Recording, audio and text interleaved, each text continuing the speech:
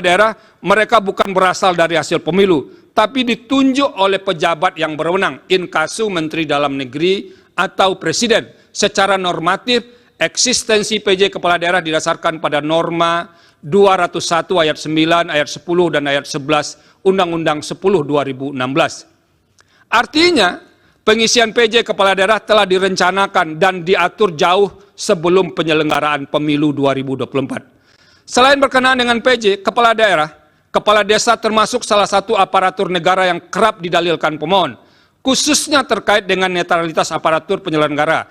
Ikhwal hal tersebut didasarkan pada fakta di persidangan, terdapat banyak laporan kepada pengawas pemilu terkait dengan netralitas PJ Kepala Daerah, karena dinilai memihak kepada salah satu pasangan calon.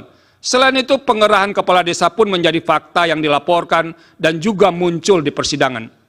Setelah membaca keterangan Bawaslu dan fakta yang terungkap di persidangan, serta mencermati alat bukti para pihak secara saksama, saya menemukan bahwa terdapat masalah netralitas PJ Kepala Daerah dan pengerahan kepala desa yang terjadi, antara lain di Sumatera Utara, Jakarta, Banten, Jawa Tengah, Kalimantan Barat, dan Sulawesi Selatan.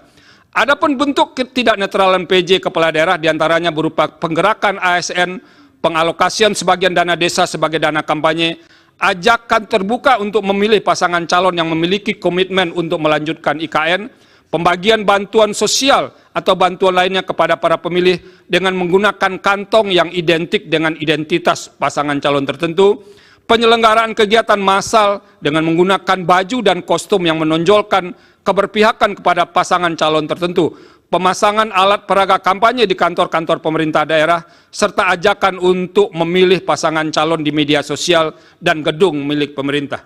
Selain soal netralitas PJ Kepala Daerah, terungkap juga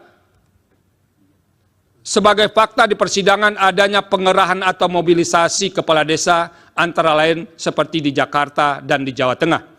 Berbagai bentuk ketidaknetralan tersebut telah dilaporkan kepada Bawaslu dan sebagiannya terbukti. Terhadap lapor yang terbukti tersebut, Bawaslu telah merekomendasikan kepada instansi terkait seperti Komisi Aparatur Sipil Negara untuk menindaklanjuti karena terbukti melanggar peraturan perundang-undangan lainnya.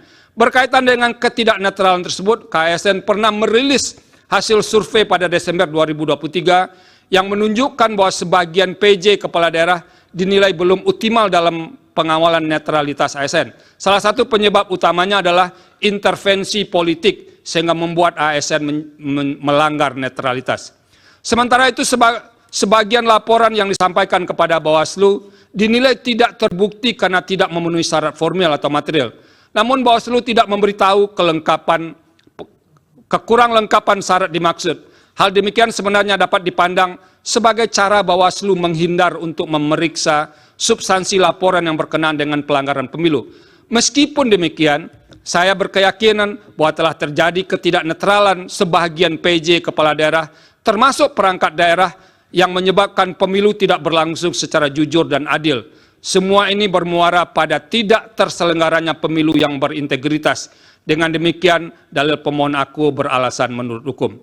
Menimbang bahwa berdasarkan seluruh pertimbangan hukum di atas, dalil pemohon sepanjang berkenaan dengan politisasi bansos dan mobilisasi aparat atau aparatur negara, penyelenggara negara adalah beralasan menurut hukum.